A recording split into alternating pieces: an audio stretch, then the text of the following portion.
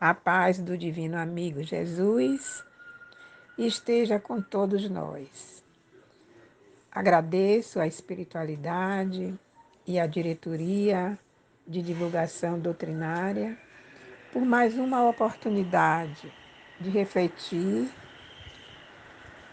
sobre o precursor. Este tema foi retirado do livro Primícias do Reino, psicografado por Divaldo Franco e ditado pelo espírito Amélia Rodrigues. Precursor significa o que precede, o que anuncia, o que prepara a vinda ou o acontecimento de algo novo. Para entendermos melhor quem foi o precursor João Batista, vamos recordar sua reencarnação anterior, como o profeta Elias. A identificação dos dois personagens como sendo o mesmo espírito está bem clara nos evangelhos. O profeta Elias retorna como João Batista para preparar o povo para receber as palavras do Messias.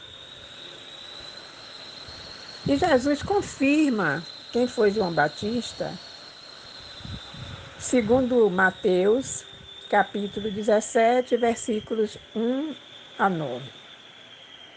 Ele diz assim: 6 dias depois, Jesus levou Pedro, Tiago e João, seu irmão, a um alto monte chamado Tabor e transfigurou-se diante deles. O seu rosto resplandeceu como o sol, e as suas vestes tornaram-se brancas como a luz. Apareceram Moisés e Elias, materializados, falando com Jesus. Os discípulos interrogaram o mestre: por que os escribas dizem que é preciso que Elias venha antes? Jesus respondeu: é verdade que Elias deve vir e restabelecer todas as coisas. Mas eu vos declaro que Elias já veio e não o conheceram, mas o trataram como quiseram. Então seus discípulos compreenderam que era de João Batista que Jesus lhes falava. Pela narrativa de Mateus, podemos perceber que Moisés, Elias e João Batista eram o mesmo espírito, comprovando assim a reencarnação. Elias retornou como João Batista a fim de preparar o povo para receber as palavras do Messias. Entretanto, pelo fato de ter cometido excessos em sua vida anterior, João Batista veio resgatar parte de seus débitos, sofrendo a decapitação por ordem de Herodes. Nota-se a analogia das circunstâncias. Na ocasião em que era conhecido como profeta Elias, ele enfrentou a rainha Jezabel, porque mandou matar muitos sacerdotes e suprimir o culto ao deus Baal. Vamos recordar a preparação para a reencarnação de João Batista. O evangelista Lucas narra no capítulo 1, versículos 11 a 15, como Zacarias, que seria o pai de João Batista, tomou conhecimento de sua vinda ao mundo físico. Zacarias e sua mulher Isabel eram idosos e desejavam ter filhos, mas não estavam esperando que isso acontecesse pela idade. Ele era sacerdote da ordem de Abias. Isabel era filha de Arão, prima de Maria, mãe de Jesus. Estava Zacarias no templo para realizar o seu trabalho, quando apareceu um anjo, um espírito, materializado, à direita do altar do incenso. Ele ficou temeroso com aquela visão materializada. E o espírito então lhe falou: Zacarias, não temas, porque a tua oração foi ouvida. E Isabel dará à luz um filho que deverá se chamar João. Após receber aquele aviso, Zacarias perguntou ao anjo que se chamava Gabriel: Como saberei isso? Pois já sou velho e minha mulher está com idade avançada. O anjo então respondeu-lhe: Eu sou Gabriel, fui enviado por Deus para falar-te e dar-te estas alegres novas. Todavia, ficarás mudo e não poderás falar até o dia em que acontecer essas coisas reveladas por mim. Zacarias, então, chega em casa, não pode falar mais nada. Mudo, totalmente mudo. Depois de muito tempo, Isabel aparece grávida. A criança renasce e quando Isabel vai escolher o seu nome, Zacarias então volta a falar e relata tudo o que ocorreu com o relato dado pelo anjo Gabriel, informando que o nome do filho deveria ser João. Houve um rebuliço na família, porque pela tradição deveria ser outro nome. Mas Zacarias manteve o nome escolhido pelo anjo Gabriel. Assim, João veio ao mundo físico, desenvolveu-se plenamente para a sua missão. Viveu um tempo nos desertos, preparando-se para cumprir a vontade de Deus, até que pudesse aparecer em Israel. Levou uma vida muito austera, abstendo-se de bens e prazeres. Vestia-se de peles, alimentava-se de mel e animais silvestres. Falava corajosamente dos atos de degradação humana. Por esta razão, ele caiu na antipatia da rainha Herodíades e morreu decapitado. Na sua simplicidade e austeridade, João viveu de recursos frugais da natureza, em pleno deserto.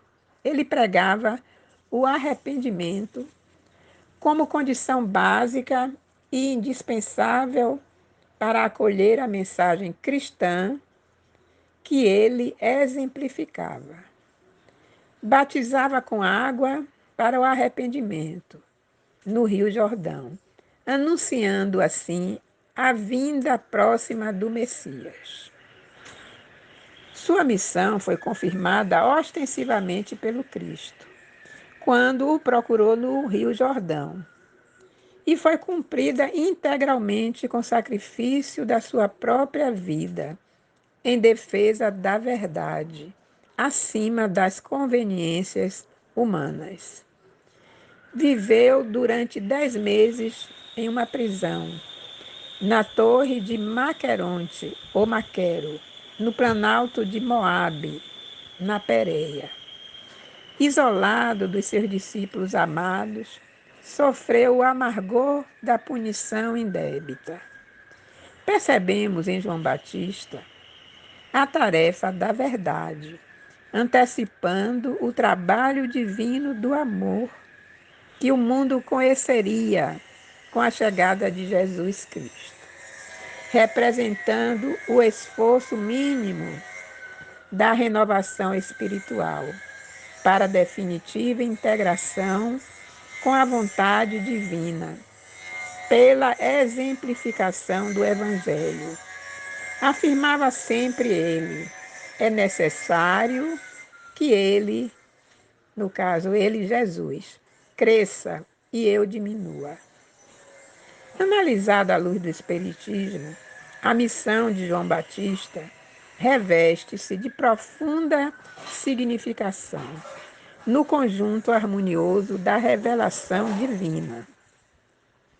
Segundo a afirmativa do Cristo, o princípio da reencarnação fica evidenciado, uma vez que João Batista era o Elias que havia de vir.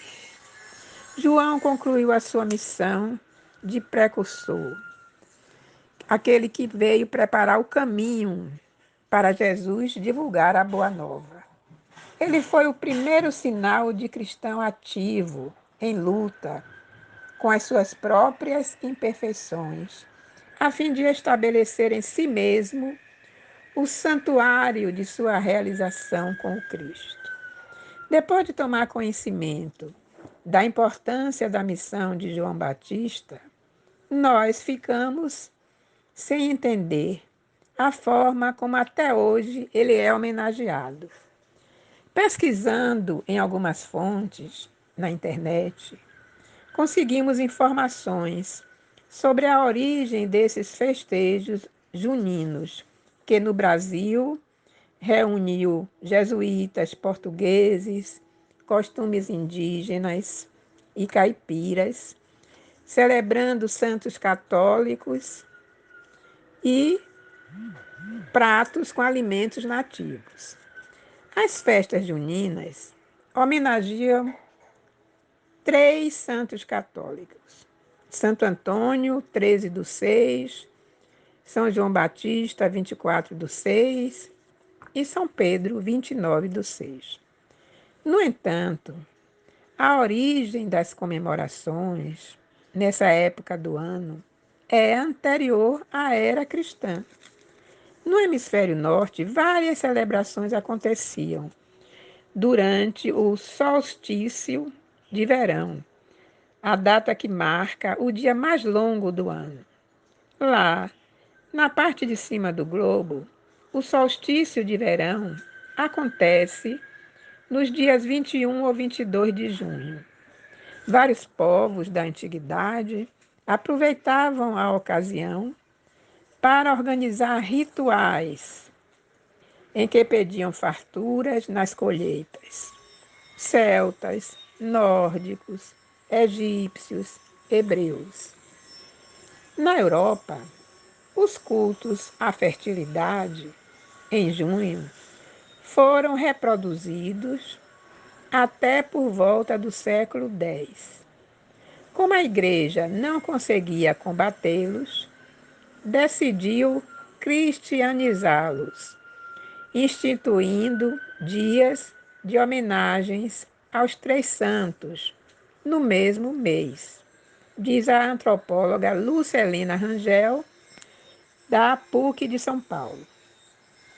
O curioso é que os índios que habitavam o Brasil antes da chegada dos portugueses também faziam rituais importantes no mês de junho.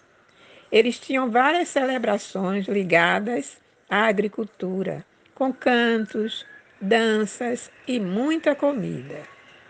Com a chegada dos jesuítas portugueses, os costumes indígenas e o caráter religioso dos festejos juninos se uniram. É por isso que as festas tanto celebram santos católicos, como oferecem uma variedade de pratos feitos com alimentos típicos dos nativos. Já a valorização da vida caipira nessas comemorações reflete a organização da sociedade brasileira até meados do século XX, quando 70% da população vivia no campo. Hoje, as grandes festas juninas se concentram no Nordeste, com destaque para as cidades de Caruaru, em Pernambuco, e Campina Grande, na Paraíba. Vamos aqui ver a origem das quadrilhas, que é muito interessante. A quadrilha tem origem francesa, nas contradanças de salão do século XVII.